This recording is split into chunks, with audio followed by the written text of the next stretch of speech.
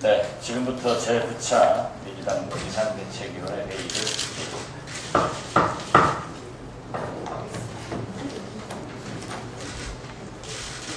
우리 속담에 털어 먼지 안 나는 사람 없다라고 하는데, 이번 이명박 정부에서 총리 및 장관, 청장 대정자들은 털면 털수록 마치 홍수태, 쓰레기가 떠내려오는 것처럼 많은 잘못이 발견되고 있습니다.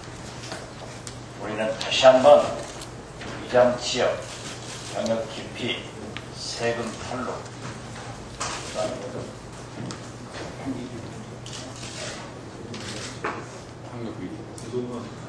부동산 투기 다시 하겠습니다. 이게 하도 하다 보니까 정신이 하나도 빠져요. 우리 속담에 털어먼지 안 나는 사람 없다고 하지만은 이명박 대통령이 지명한 총리 이하 장관, 청장 공직 후보자들은 먼지가 아니라 홍수 때 스려 내려오는 쓰레기처럼 많은 잘못을 범하고 있습니다. 우리 국민은 4대 의무를 준수하면서 안 지키면 벌 받는데, 이명박 정부에서는 병역 기피, 위장 전입, 세금 탈루, 그리고 부동산 투기, 이러한 4대 필수 과목을 이수하고 있습니다. 우리 민주당은 오늘도 철저하게 치열하게 인사청문회에 임하겠습니다만은, 어떠한 경우에도 이러한 4대 필수 과목 중 한 과목이라도 이수한 사람은 부적격자로 판정을 하고 이명박 대통령이 스스로 임명을 철회하거나 또는 당사자들이 사퇴해 줄 것을 거듭 촉구합니다. 이명박 정부에서 대북 쌀 지원을 하겠다고 하는 그 검토의 보도가 나왔습니다. 우리는 환영합니다. 우리 민주당에서 수십 차 강조를 했지만은 앞으로 1개월 내에 쌀 대란이 납니다. 지금 현재도 적정 재고의 반이 100%가 배가 되는 140만 톤의 쌀 재고가 있는데, 우리 북한 동포들은 굶어서 죽어가고 기아 상태에 있습니다. 같은 동족으로서, 형제로서 우리의 남는 쌀을 북한의 인도적 차원에서 지원을 하는 것은 당연한 일입니다. 따라서 쌀 농가의 어려움도 해소하고 인도적 차원에서 세계적 존경을 받을 수 있는 대북 쌀 지원이 하루속히 조건 없이 자존심 상하게 하지 말고 즉각 지원하는 것이 이명박 정부가 할 일이라는 것을 거듭 밝힙니다. 어제 발표에 의거하면, 오늘 아침 보도에 의거하면 이명박 대통령과 박근혜 전 대표가 마치 비밀작전처럼 청와대에서 회동을 하고 있습니다. 자기 식구끼리 만나는 거니까 소통은 아니라고 보고요. 아마 짝짝꿍은 된 것 같습니다. 어떻게 대통령이 이렇게 산적한 민생과 인사청문회가 계속되고 있는데, 이러한 인사들을 지명해놓고 짝짝꿍으로 정권 재창출 운운하는 것은 있을 수 없는 일입니다. 이건 국민을 너무 기만하고 너무 우롱하는 일입니다. 자기 식구들끼리 만나서, 만날 때는 좋고 헤어지면 싸우고, 또 그러다 만나고 또 싸우고, 이러한 것을 반복하는 것은 자기들의 문제지만은, 그래 2년 반 남은 대통령이 민생 문제와 인사청문회 같이 이렇게 진행되고 있는데 정권 재창출 운운하는 것은 있을 수 없는 일이다. 그러나 두 분이 회동한 것을 우리 얘기하는 것은 아니지만은, 벌써부터 현직 대통령이 정권 재창출 운운하는 것을 다시 한번 있을 수 없는 일이기 때문에 대통령께서는 후반기 성공한 대통령으로 남기 위해서는 정권 재창출이 아니라 민생 문제와 청년 일자리, 이 생각한 국정에 성실하게 임해주시고 인사청문회 내용을 알으셨다고 하면은 적절한 조치를 할 때다, 이런 말씀을 드립니다.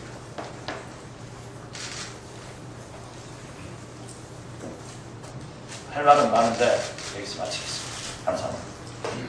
네, 다음은 박기춘 비대위원께서 말씀하시겠습니다.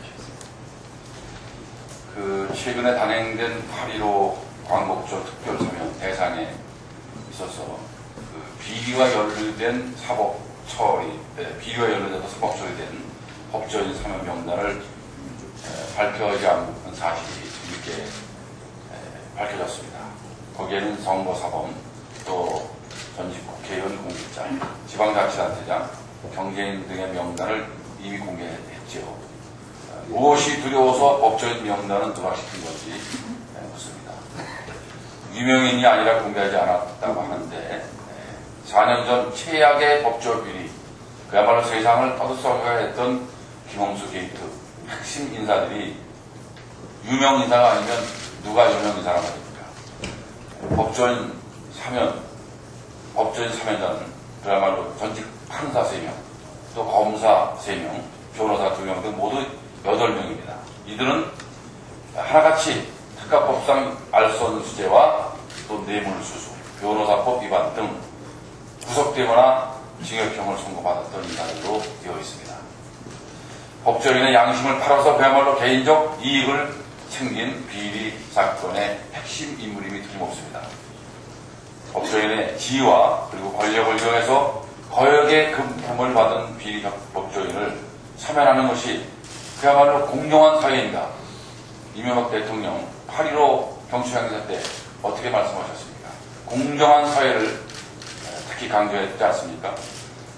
따라서 역사상 최악의 법조 비리를 저지른 인사들을 공정한 사회를 실현하겠다면서 국민들도 모르게 특별사면, 비리 법조인을 솎아내기 위해 국민 세금으로 스폰서 검사 특검이 한창 진행 중인 이 가운데 누구보다 공정한 사회를 위해 앞장서야 할 대통령과 법조인들이 그야말로 제19 감싸기에 앞장선다면 누가 공정한 사회를 믿겠습니까? 특별사면 대상자를 법무부가 추천한다고 하지만 결국은 최종 결정은 누가 합니까? 대통령이 하는 거 아니겠습니까? 앞으로 공정한 사회를 말할 자격이 없다고 봅니다. 뒤로는 앞으로는 그렇게 말을 해놓고 뒤로는 비리 법조인을 사면하는 그야말로 이일배반적인 형태가 과연 공정한 사회인지 저는 묻고 싶습니다. 이상입니다. 네, 다음 박영선 비대위원 말씀하시겠습니다. 예, 청문회 주관입니다.